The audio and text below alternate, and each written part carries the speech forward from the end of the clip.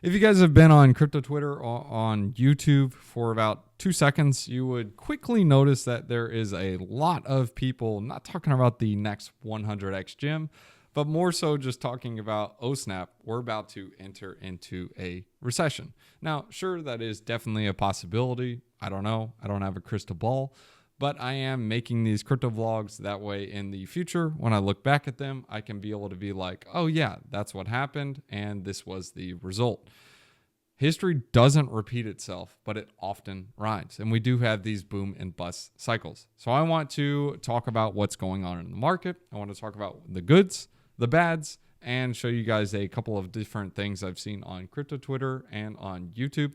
And you guys can make your own decisions. Besides, the first and most obvious one that most people are talking about is the dollar yen unwind. Basically, what this means is the yen is getting stronger against the dollar. And as you can see here, as this goes down, this means the yen is getting stronger against the dollar. When it goes up, it means the yen is getting weaker against the dollar.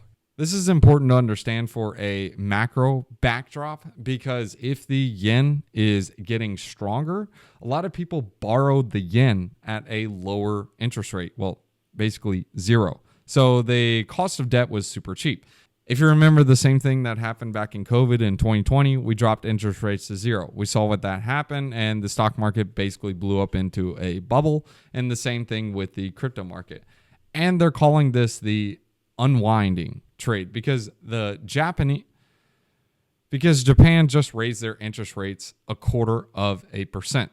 And obviously time will tell. We'll see what will happen with this, but this is why you're seeing strength in the yen, because they're raising interest rates. So people have to go out there, buy their debt, repay their loans. And well, when you buy something, it causes the price to go up. If people are going out there buying the yen with dollars, they're technically selling dollar, buying yen. So decreases dollar, increases yen.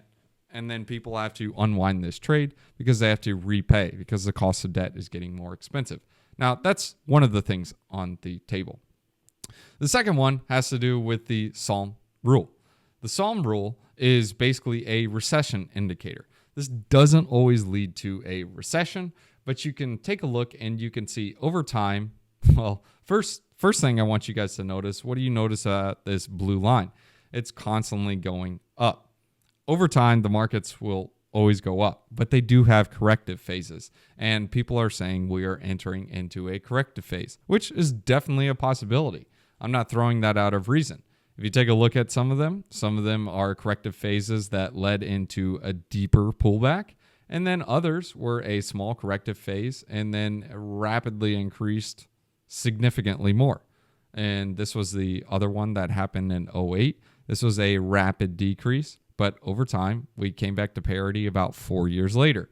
In COVID, this was a much, much quicker pullback. It was like a month, 2 months, and then we resumed to all-time highs.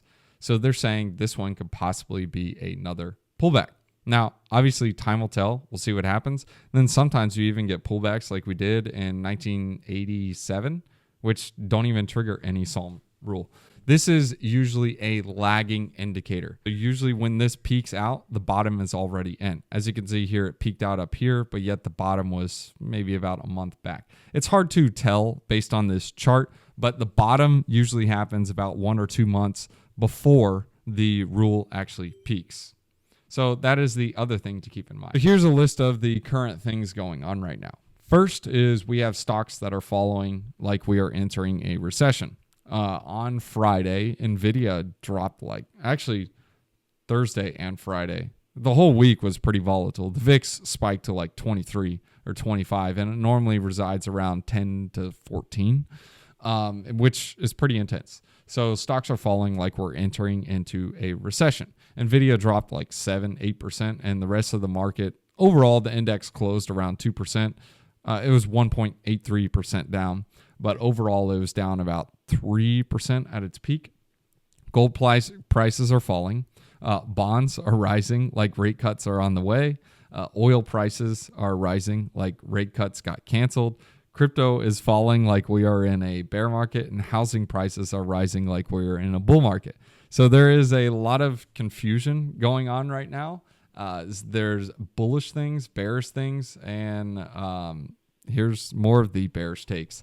Trump presidency odds decreasing, recession fears, stock market correction, the yen unwind, geopolitical tensions. Oh, yeah, I forgot that one. Jump unwinding their positions. And speaking of Jump, if you take a look at Jump, these guys are just, today they decided to sell on Sunday. They just started to clip out a lot, like millions. You can see here multiple clips in the past few hours. Their ETH stack is actually dwindling. It's around 31 mil. So that'll be good once they have it all gone. But hey, who knows? That's just one of the other things to keep on the radar. The Mt. Gox distribution still going on. And of course, altcoins are just getting absolutely obliterated. Just go look at the altcoin charts. It's pretty brutal. So that is also one of those things to keep on the list. Now, you have some other takes. There are some people who are thinking this is a bear trap, which it may be, or it could just be another person who is like, oh, snap, I think this is time to buy the dip, and they buy the dip and get roasted. I'm not taking any bias. I'm just explaining what's going on here. Actually, my long-term bias is bullish from here, and that's how I look at it. But I'm just throwing everything on the table so you guys can see what's up. And then you do have some bullish news, which is the Bitcoin reserve bill has been introduced, so maybe this will pass. Obviously, time will tell. We're still seeing some ETF inflows on Bitcoin. This is a election year, typically bullish. The money printer is about to turn on, and of course, Bitcoin rumored as a reserve asset. So most of the people out there are selling right now. There is a lot of bear posts and a lot of FUD out there. And and Warren Buffett, he also sold like half his position in Apple, which was a ton. He sold several million shares of Apple. So that's also one thing to keep in mind. Buffett is absolutely stocking cash. He's at an all-time high on his cash balance sheet. So this could mean like, hey, he's getting ready to pony up to buy some investments. And basically, crypto is just right on support. I don't know. It might even be losing it right now as we're on stream. But ETH, absolutely tanking. Bitcoin, 58K. It's also getting hit pretty hard. But it still is in this range. This is actually a post from Ben Cowan right here. He actually drew these ranges right here, saying this is kind of like 2019. And you can see here it goes up, it goes down, it goes up, and it goes down, and it's staying within this trend. His trend target is targeting around 50K, maybe even a little bit higher than that when it makes its next touch, or it could bounce here. Nobody knows. It's the market. And if anyone had a crystal ball, they probably wouldn't be here. Me personally, I take a long-term bullish approach. Like right now, I think Jump is still selling their ETH because I just saw a nice wick down again on ETH. ETH actually wicked to about 2,700. Let's see if Jump is still selling. Yeah, look, Jump just clipped out another amount of ETH. They just did, a good chunk of ETH. They're clipping out, man, which could be bullish or bearish. But the biggest thing to understand is as people are selling with this news and we're still holding these levels, kind of interesting, which reminds me of this chart. My take is we are right here, this dump right before the pump up. And the reason I think that, and Ben also mentioned that we're kind of in the 2019 cycle, is we had that sell-off in 2020 and then we've resumed up. Zooming out, my take is that we are going to be higher from here. Zooming in and like short term, I don't know what's going to happen. It could go down, it could go up. And if you take a look at the liquidation maps, it's very heavily skewed towards the short side. So a lot of people are stacking up the shorts. You can see here we got $2.5 billion stacked up in shorts. This is on the short term. If you go on the long term, it's probably like 13. Yeah.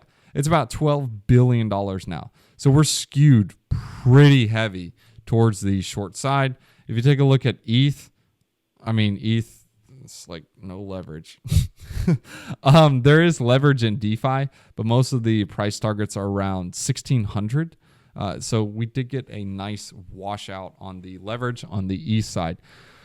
Of course, Bitcoin is the controller of the market, but just some things to keep in mind, guys. There is lots of bear posting, and if there is nobody else to sell or nobody else to bear post, who else is left to sell? Just something to keep in mind.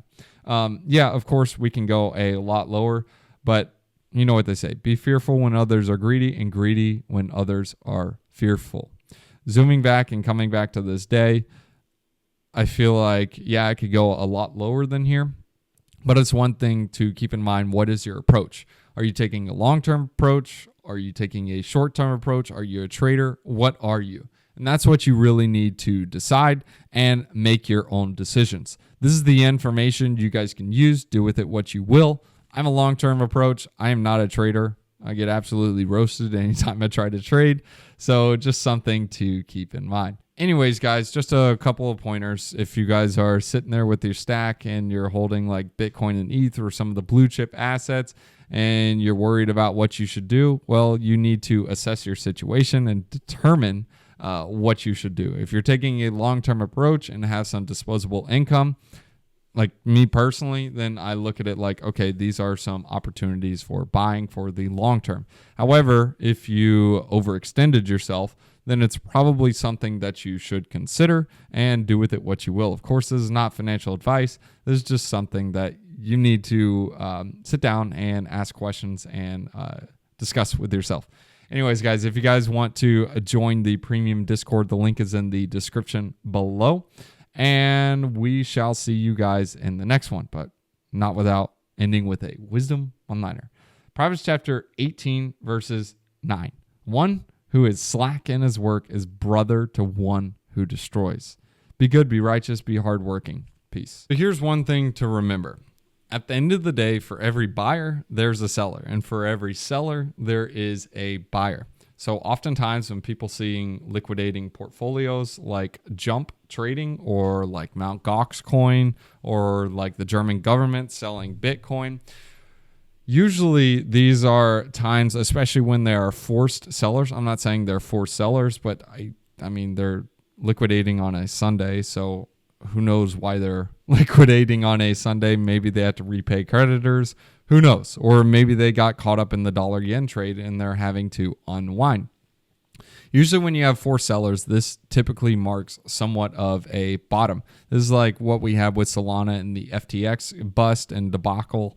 This doesn't always mark the bottom because there is always someone else that can be a larger seller. But keeping it in mind with market psychology, this is a transfer of the weak hands to the poor. And I'm not saying they weren't in the profits. Obviously, Jump has been around for a bit. So they could, for all we know, just be cashing out, calling it quits, taking the profits, and running. So let's say they bought in at 400. Now they're selling at 2,700 or 2,800.